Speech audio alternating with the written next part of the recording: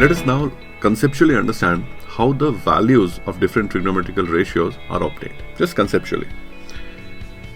You have already studied in the chapter for trigonometry, core trigonometry, the definitions of the ratios. So we take a right angle triangle. Let's say this angle is theta, right? So to find sine theta, what do you do? Opposite by hypotenuse. Cos theta, adjacent by hypotenuse. Tan theta, opposite by adjacent. This concept itself is used to find the trigonometrical ratios at different angles and write their values. So for example, suppose we want for 30 degrees. So we can take this angle as 30 degrees, right? Make any right angle triangle with this angle as 30 degrees. Then find opposite by hypotenuse, you'll get sine 30. Adjacent by hypotenuse, you'll get cos 30. Opposite by adjacent, you'll get tan 30. Okay. And the same thing now, suppose you want for sine 5 degrees, 6 degrees, the same concept can be used. Okay. Now what I want to do is explain how the values have come for the standard table. Okay.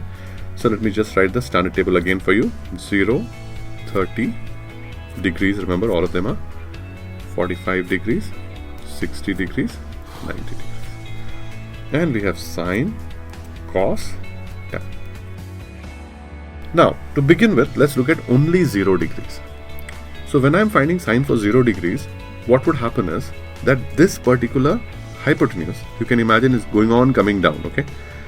So let me just use another diagram here.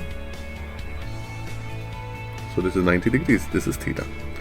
Now imagine that this theta is going on reducing. So as it reduces, right, this opposite keeps on becoming smaller and smaller. See, comes like this, it becomes so much, comes even lower, becomes so much. So from that you can easily see that when theta is 0, the opposite will also become 0. Is it not? So now opposite will become 0 and hypotenuse will become same as the adjacent. So now sine theta is what? Opposite by hypotenuse. So sine of 0 degrees will be opposite by hypotenuse, but opposite has become 0. So 0 divided by anything is 0. So we get sine of 0 degrees as 0. Okay. Now suppose we want to find cos 0. Now cos 0 is what? Adjacent by hypotenuse. Now in this triangle you could see that the hypotenuse has become equal to the adjacent as the angle has reduced to 0. So this will simply become hypotenuse by hypotenuse, which is 1. Now suppose you want to find tan 0. Now what is tan? Tan is sine theta by cos theta. So just divide these two values. So we'll get 0 by 1. So tan 0 degrees as 0. So sine 0 is 0, cos 0 is 1, tan 0 is 0. Okay, so you got the value of all the three ratios for 0 degrees. Let us now see how we can find the values for sine of 90 degrees, cos of 90 degrees and tan of 90 degrees. Again, I'll take a right angle triangle. Let's say this is 90 degrees, this angle is theta. Now what I'll do is I'll keep on increasing the angle, right? So as I increase the angle, see, I'll get a triangle like this. Increase it some more, I get a triangle like this. Now imagine you keep on increasing it till it becomes 90 degrees. Now when it becomes 90 degrees, this line becomes parallel to this line, right? Now if you want sine of 90 degrees, you have to take opposite by hypotenuse. Now you can conceptually say that this particular line, these two lines have almost become same. So we can say opposite and hypotenuse have become identical and sine 90 comes to 1. The more rigorous mathematical explanation perhaps is more complicated, but this is good enough to convince us why the value of sine 90 will be 1. Now let's look at cos 90. Cos 90 is what?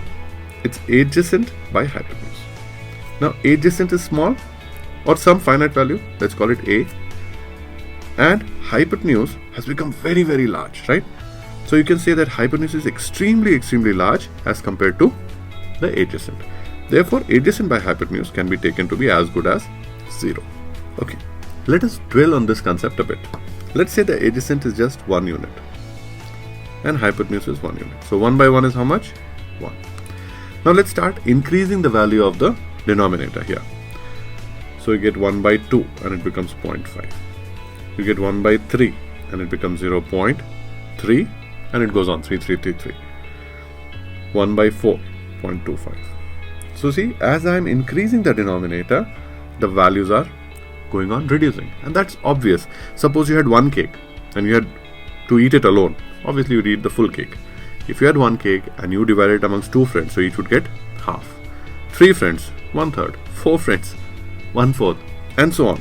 So you can imagine that as the number of friends increased to a very, very large value, then the overall value will start coming slowly towards 0. So as h tends towards infinity, we say, as it starts moving towards infinity, a very, very large value, then the overall value starts moving towards 0. So you can say cos 90 is 0. Now you have to find tan 90. So tan 90 is 1 by 0. Now 1 by 0, they say, is infinity. Time to dwell on why 1 by 0 is infinity. Again, let's start with 1 by 1. And what do you get? 0. Now we'll start reducing the denominator. Okay. So 1 by 0.1. What is that? That is 10, because 0.1 means 1 by 10. 1 by 0.01. Right? Now what will happen? This will become 1 by 100. So you will get 100. 1 by 0.001. You will get 1000. Similarly, as I keep on making this denominator smaller and smaller, that is d tends towards 0, then the value will keep on becoming bigger and bigger. So as d tends towards the smallest value possible, 0, we'll get the largest value possible, which is called infinity. So we say that tan 90 is infinity. Now in 9th standard, you had a few problems where you were given an equation, then you would make a table and then plot the equation. So suppose it was x plus y is equal to 0. So you would make a table of x values and y values. Put x is 0, then y would be 0, and put x is 1, y will be minus 1, and so on. And then you would plot it. Now here I have taken a equation which is y is equal to 1 by x. First we'll just look at how we plot it, and then I'll explain why I am putting you through this. Alright. So let's say I want the y and the x values, so I can make a simple table x, y. Okay, so let's say we take the x value as 1, so y will become 1. So when we plot it, see, x is 1, y is 1. So this will be the point. Right. Now suppose we take x is 2. If we took x is 2, y is 1 by 2, which is 0.5. So x is 2, y is 0.5, this will become 0.5. Isn't it? On a similar note, suppose I took x as 0.5. Suppose I took x as 0.5. Y will become 1 by 0.5. Simplify it, and that becomes 2. So when you go to 0.5, it becomes 2. Okay. Then if you take x as 3, then y will become 1/3. So that will be here. If you take x as 4, y becomes 0.25, which is here. Similarly, if you go to 0.25 here, it will become 4. Correct? So like that you keep getting these values and you point and you just plot them here. You get this kind of a shape.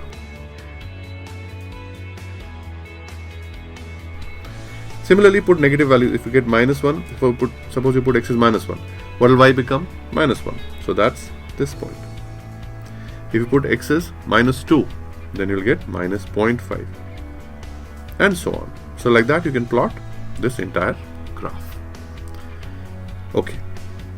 Now, what I want you to learn from the graph is that it is showing how the value of 1 by x changes as the value of x changes. So as I keep on increasing the value of x, 1, 2, 3, 4, 5 and so on, the value of y keeps on reducing. Similarly, as I keep on increasing the value of x, decreasing the value of x from say 5, 4, 3, 2, 1, 0.5, 0.25, etc., the value of y keeps on increasing. At 1 it was 1, at 1 by 2 it became less, 1 by 3 it became less, and which is obvious. Suppose you had a cake and you had to eat it alone, that would be 1 by 1. If you had to share with 2 people, 1 by 2. Share with 5 people, 1 by 5. So quite obviously, as x keeps on increasing, the value of y keeps on reducing. So this keeps on becoming smaller and smaller. Now this kind of a behavior is also known as asymptote. So here, since we are coming across this concept, I'd like to tell you the definition of asymptote. So asymptote is essentially a straight line that continually becomes closer and closer to a curve, but does not meet it at any finite distance. So that's what's happening to this curve also. As you keep on increasing the value of x, it's coming closer and closer to the x-axis but not meeting it. Similarly, as you keep on reducing the value of x, the curve starts coming closer and closer to the y-axis but does not meet it. Therefore, x-axis and y-axis are the asymptotes to these two, to this curve. It's not two curves, it's just one curve, remember, okay? And these curves are also called hyperbolic curves. Okay, so strictly speaking, that's what asymptote is. So since it has just come across as we are discussing this, I have mentioned, don't have to worry about the word asymptote as it is. Okay, you just have to understand that in 1 by x, if I keep on increasing the value of x, you keep on getting closer and closer to 0. Okay, and if I keep on reducing the value of x, like 1, half, 1 by 2 and so on, you keep on getting higher and higher values till at x is equal to 0 you will get infinity. So for our present purposes, we only have to look at the first quadrant of this graph. This need not be considered. Okay, so from here you can understand that when you get, say, 1 by infinity, y will be right 0. 1 by infinity will be 0 because as this value becomes very, very high, overall value is 0. Similarly, as the value of x keeps on becoming smaller and smaller, you can see the graph keeps on rising, right? So as you decrease the value of x from infinity towards 0, the graph keeps on rising. Till at 0, it starts approaching infinity. So that is the reason when you get 1 by 0, we say it's approaching infinity. And when we get 1 by infinity, we say it's approaching 0. A very simple concept, just remember it. I hope you understood that. So now these values can again be put into the table. Let me put it back into the table. Sin 90 is 1, cos 90 is 0, tan 90 is infinity. So now we are left with only these values for 30, 45 and 60. So next let's find sin 30, cos 30, tan 30 and so on. How do we find that? Let's see.